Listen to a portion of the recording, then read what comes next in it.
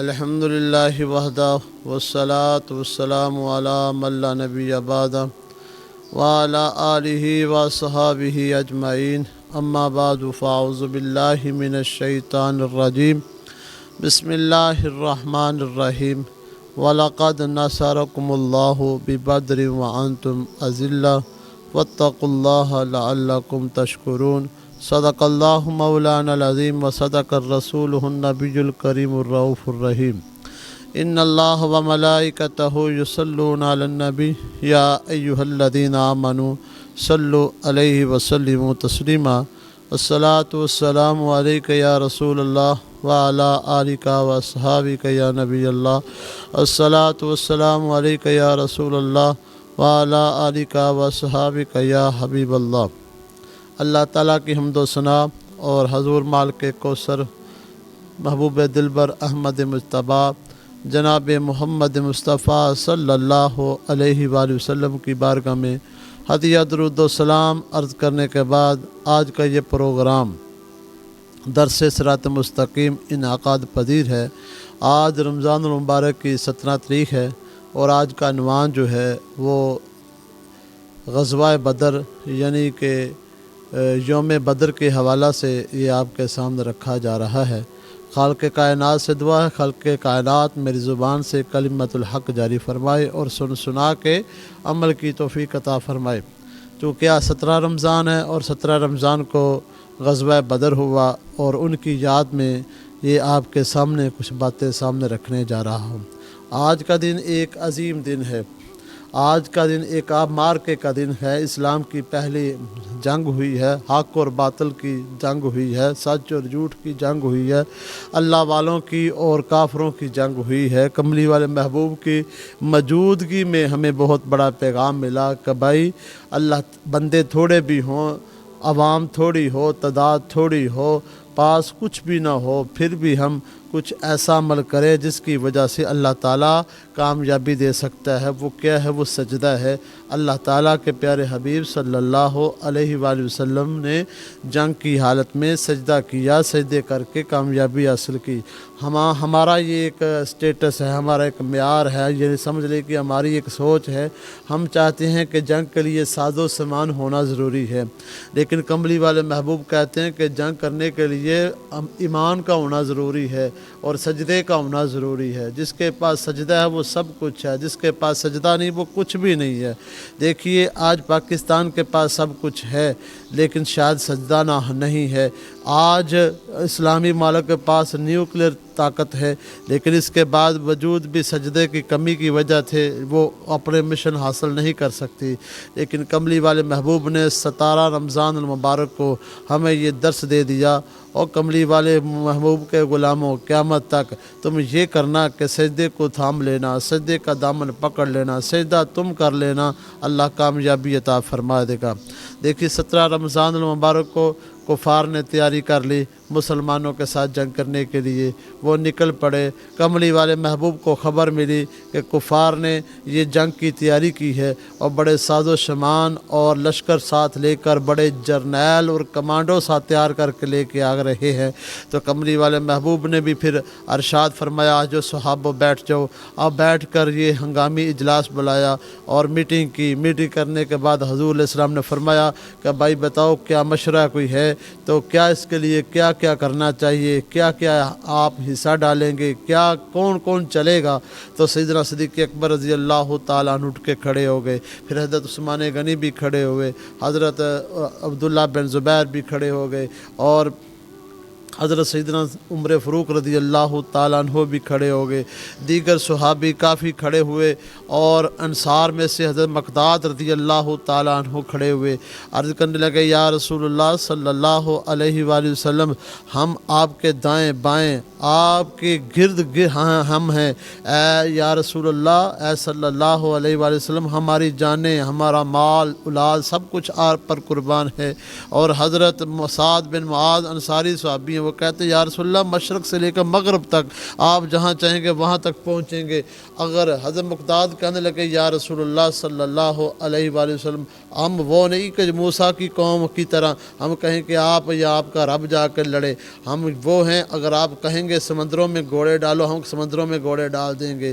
وہ دیکھیے ننھے ننھے بچے چھوٹے چھوٹے بچوں نے جب یہ منظر دیکھا کہ صدیق اکبر کا جذبہ یہ ہے، عمر فاروق کا جذبہ یہ ہے، وہ بھی حضور کی بارگاہ میں ایک بچہ آ گیا جس کی عمر تقریباً 12 سال ہے۔ وہ عرض کرنے لگے یا رسول اللہ ہمیں بھی اپنے ساتھ لے چلیے، لیکن کملی والے محبوب نے کہا تم تو ابھی بچے ہو، تمہاری قد تو یہ اس تلوار کے جتنا بھی قد نہیں ہے۔ اس نے اپنے پنجوں پر کھڑا ہو گئے اور کہنے لگے یا رسول اللہ میرا قد دیکھیے، لیکن اپنے جذبے کا ایک اظہار کرنا چاہ رہے ہیں۔ کہنے لگے یا رسول اللہ کیا حضور کو پتہ نہیں تھا؟ پتہ تھا، ہر چیز کا پتہ تھا، لیکن کملی والے محبوب کہہ رہے ہیں کہ تو ابھی بچہ ہے، تو اس طرح کر، اپنے ماں کی خدمت کر، اپنے باپ کی خدمت کر۔ عرض کی یا رسول اللہ سے کیا ملے گا؟ آپ نے فرمایا ثواب ملے گا۔ عرض کی یا رسول اللہ ثواب تو ملے گا، جہاد تو نہیں ملے گا، شہادت تو نہیں ملے گی۔ حضور نے فرمایا ماں سے اجازت۔ عرض کی یا رسول اللہ میں نے ماں سے اجازت بھی لے لی ہے اور ماں نے مجھے اپنے سارے حق معاف کر دیے۔ کیا ہماری ماں اس طرح کرتی ہیں؟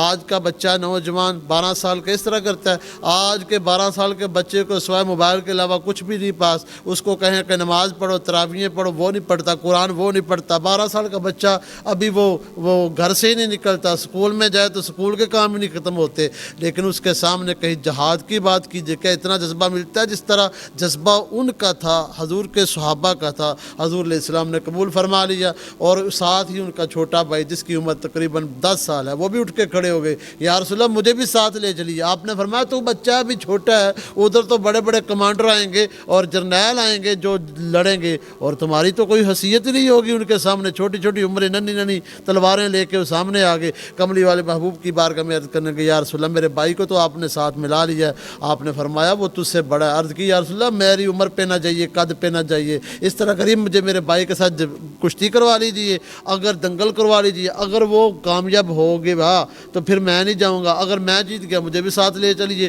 جب اس طرح کا معاملہ ہوا تو حضور خوش ہوئے۔ حضور نے کہا کہ چلو ٹھیک ہے بھائی کشتی کروا لیتے ہیں۔ اب یہاں پہ کشتیاں کروانے کا موقع تھا، لیکن حضور ہمیں بتا رہے ہیں کہ ان کا ذوق بھی دیکھو، شوق بھی دیکھو، محبت بھی دیکھو، میرے ساتھ لگن بھی دیکھو، اور میری ان کے ساتھ شفقت دیکھو کتنی میں کرتا ہوں۔ کملی والے محبوب نے مسجد نبوی کے اندر ہی صحابہ کے جمع غفیر کے سامنے ان کا دنگل کروایا، ان کی کشتی کروائی۔ جب دونوں نے ہاتھوں میں ہاتھ ڈالے جبریل بھی آ گئے، جبریل آ کے عرض کرنے کے یا رسول اللہ صلی اللہ علیہ وآلہ وسلم آپ پر سلام ہو اور آپ کی امت پر بھی سلام ہو۔ حضور نے فرمایا جبریل کیا لینے آئے ہو؟ عرض کی یا رسول اللہ یہی منظر دیکھنے کے لیے آیا ہوں۔ جب یہ معاملہ ہوا چھوٹے بھائی نے بڑے بھائی کو پاس کر کے اس کے کان میں کچھ بات کہی تو حضور نے مسکرانا شروع کر دیا۔ صحابہ نے عرض کی یا رسول اللہ مسکرانے کی وجہ کیا ہے؟ تو آپ نے فرمایا چھوٹا بڑے سے کہہ رہا ہے کہ بھائی اگر تو ہار گیا تو تجھے تو حضور کینسل نہیں کریں گے، لیکن میں ہار گیا تو مجھے کینسل کر دیں گے۔ حضور کی یہ شان نہیں ہے کسی کو پاس کیا تو پھر کینسل کریں، فیل کریں، لیکن تو اگر ہار جائے گا تو میرا بھی کام بن جائے گا۔ بڑا لیٹ گیا، چھوٹا اس کے سینے پہ چڑھ گیا، تو حضور نے دونوں کو پسند فرما لیا۔ جبریل بھی مسکرا رہے ہیں، اللہ کی ذات بھی خوش ہو رہی ہے۔ کملی والے محبوب کی بارگاہ میں تیاری ہو گئی۔ حضور علیہ السلام نے فرمایا صحابہ بتاؤ کتنے مجاہدین ہوئے ہیں؟ عرض کی یا رسول اللہ 313 ہوئے ہیں۔ اب کسی کے لباس مکمل نہیں ہے، کپڑے پھٹے ہوئے ہیں، کسی کے ہاتھ میں چھڑی ہے، کسی کے ہاتھ میں تلوار ہے، کسی کے ہاتھ میں کچھ بھی نہیں ہے۔ تو لوگ کہنے لگے، یہودی لوگ کہنے لگے، مذاق اڑانے لگے، اور تجھے کس نے اس چیز کی طرف لے کے آیا؟ کس چیز نے تجھے اس پر آمادہ کیا کہ کملی والے محبوب کے ساتھ مل کر اتنے دیر بڑے طاقتوروں سے لڑو گے؟ انہوں نے کہا کہ بھائی بات یہ ہے ہمارے پاس بے شک کچھ نہیں ہے، صرف 2 گھوڑے ہیں، 6 زرے ہیں، 8 شمشیریں ہیں، یہ کچھ بھی نہیں ہے، لیکن یاد رکھنا یہ لشکر ساری دنیا سے انوکھا تھا، نرالا تھا، کہ اس لشکر کا افسر ایک کالی کملی والا تھا، نہ تیخو تیر پر، نہ تکیے پر، نہ خنجر پر، نہ بھالے پر، بھروسہ ہے تو صرف سادہ کالی کملی والے پر۔ انہوں نے حضور پر یقین اور اعتماد کے ساتھ، حضور کی محبت کے ساتھ، جذبے کے ساتھ اب غزوہ بدر کی طرف رخ کیا، جنگ بدر کی طرف رخ کیا، وہ وادی بدر کی طرف رخ کیا۔ جب کملی والے محبوب صلی اللہ علیہ وسلم کو وہاں پہ پہنچے میدان بدر میں، تو وہاں پر ایک اتنی گرمی تھی، اپنا سورج آگ چھوڑ رہا تھا، ریت تپ رہی تھی، کچھ صحابہ کے پاؤں کے نیچے جوتیاں بھی نہیں ہیں۔ یہ دیکھیے کس نے عشق کے ساتھ حضور پر قربان ہونے کے لیے، اللہ کے دین کے لیے چل رہے ہیں۔ تو کیا ہوا، کملی والے محبوب نے کہا کہ بھائی ایک خیمہ لگا لیجئے، اور خیمے کی سیکیورٹی کے لیے صدیق اکبر رضی اللہ تعالیٰ عنہ کو منتخب کیا گیا۔ صدیق اکبر خود کھڑے ہو گئے، یا رسول اللہ میں حاضر ہوں۔ یہ بھی ان کی بہت بڑی بہادری اور جذبہ اور جنون تھا۔ ہمارے لیے یہ سوچنے کی بات ہے۔ دیکھیے سیدنا صدیق اکبر رضی اللہ تعالیٰ عنہ کو پتہ تھا کہ کفار کا سب کا رخ جو ہے حضور کے خیمے کی طرف ہوگا، تیروں کی بارش ان کی طرف ہوگی، نیزوں کی بارش ان کی طرف ہوگی، تلواریں لے کے وہ ان کی طرف آئیں گی، لیکن سینہ تان کے سیدنا صدیق اکبر کھڑے ہو گئے۔ واہ قربان جائیے ان کے محبت پر، ان کے صدقے جائیے۔ سچی عاشق یہ ہے، سچی عاشق اور سچے بہادر بھی یہی ہے۔ کملی والے محبوب صلی اللہ علیہ وآلہ وسلم خیمے کی جو ہے وہ سیکیورٹی کر رہے ہیں، اس کا پہرا دے رہے ہیں۔ حضور اپنے خیمے کے اندر اللہ کی بارگاہ میں دعائیں کر رہے ہیں۔ حضور رو رو کے دعائیں کر رہے ہیں، حضور رو رو کے دعائیں کر رہے ہیں، کہہ رہے ہیں یا حی یا قیوم برحمتک استغیث یا ربی ان تہلک ہذہ العصابۃ فلن نعبد فی الارض ابدا۔ یا رسول اللہ، نبی علیہ السلام اللہ کی بارگاہ میں دعائیں کر رہے ہیں، اتنا دعائیں کرتے کرتے رو رہے ہیں، روتے روتے حضور علیہ السلام سجدے کے اندر یہ دعائیں کر رہے ہیں۔ تو حضرت سیدنا صدیق اکبر رضی اللہ تعالیٰ عنہ بھی نبی کریم صلی اللہ علیہ وآلہ وسلم کے سجدے کے ساتھ لپٹ کے کلابے میں لے لیا، گلے میں لگا لیا، اور کائنات کے اندر دو سجدوں کی دھوم ہے۔ ایک سجدہ مصطفیٰ نے دیا تو اس سجدے کے ساتھ حضرت امام حسین کھیلے، دوسرے سجدہ کو مصطفیٰ نے سجدہ دیا میدان بدر کا سجدہ، تو وہاں پہ ان سجدے کے ساتھ حضرت صدیق اکبر کھیلے۔ اب جو سجدہ کر حضور کے سجدے کے ساتھ کھیلے سجدہ امام حسین، تو اس سجدے کی جو منزل تھی، جو اس کا اظہار ہوا میدان کربلا میں ہوا۔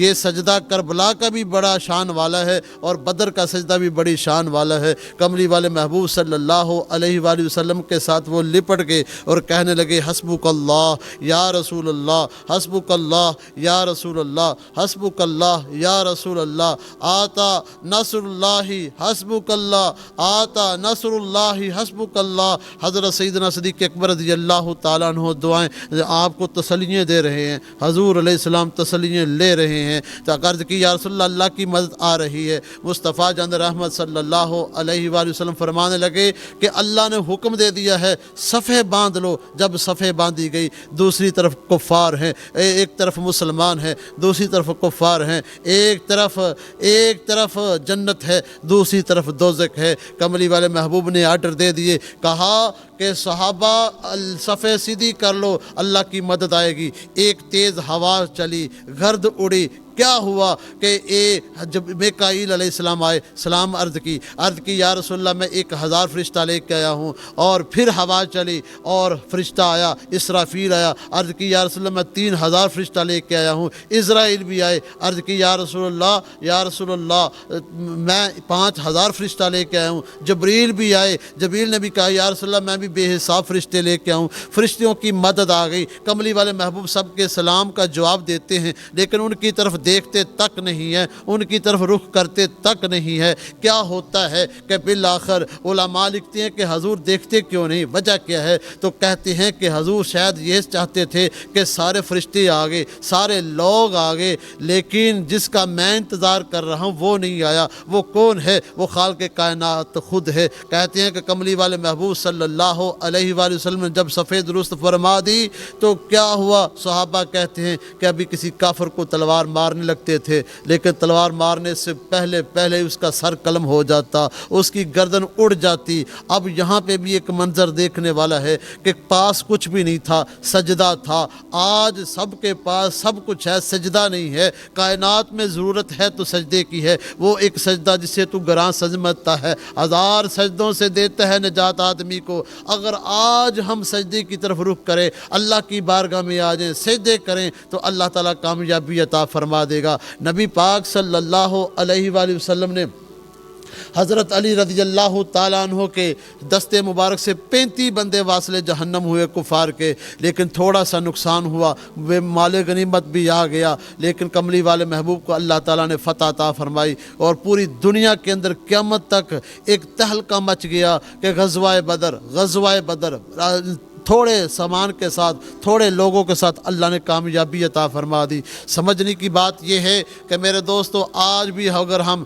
سجدہ کر لیں اللہ کی بارگاہ میں، وہ علامہ اقبال صاحب کیا کہتے ہیں، آج بھی ہو جو ابراہیم کا ایمان پیدا، آگ کر سکتی ہے انداز گلستان میں پیدا، تم میں سے تو کوئی چاہنے والا ہی نہیں، سجدہ طور تو جلوہ طور تو موجود ہے، کوئی موسیٰ ہی نہیں۔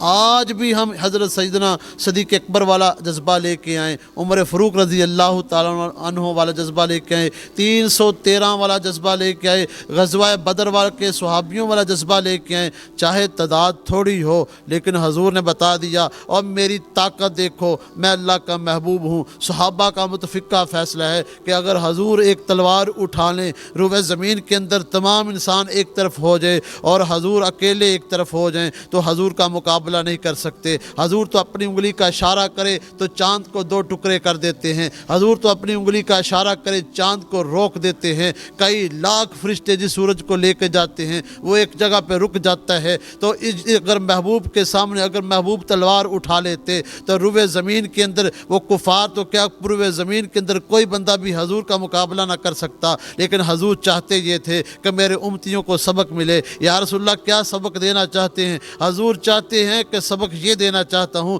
کہ کملی والے محبوب تمہارے رب، تمہارے نبی نے رب کے حکم پر یہ عمل اپنایا کہ سجدہ کیا، اور کسی چیز کی ضرورت نہیں، نہ لباس کی ضرورت ہے، نہ تعداد کی ضرورت ہے، نہ کوئی اسلحے کی ضرورت ہے، نہ سامان کی ضرورت ہے تو سجدے کی ضرورت ہے۔ آج اگر ہم سجدہ اپنا لیں گے تو اللہ تبارک و تعالیٰ اسلام کو پوری دنیا میں پھیلا دے گا، جہاں دیکھو اسلام کا پرچم بلند ہوگا۔ آج ہمیں بھی کوئی مشکل آ جائے ہم سجدے کی طرف آئیں، پریشانی آئے تو سجدے کی طرف آئیں، جنگ کریں تو سجدے کی طرف آئیں، کسی میدان میں بھی آئیں تو سجدے کی طرف آئیں، کوئی کھیل کا میدان ہو تو سجدے کی طرف ہو، الیکشن کا میدان ہو تو سجدے کی طرف ہو، سیاست کا میدان ہو تو سجدے کی طرف ہو، روحانیت کا میدان ہو تو سجدے کی طرف ہو۔ اگر ہم نے سجدہ تھام لیا، آؤ امام حسین سے پوچھ لیتے ہیں، وہ کہتے ہیں کہ اتنے میدان کربلا میں لوگ تھے، میں نے آخری مقام جو کیا وہ سجدہ ہی کیا۔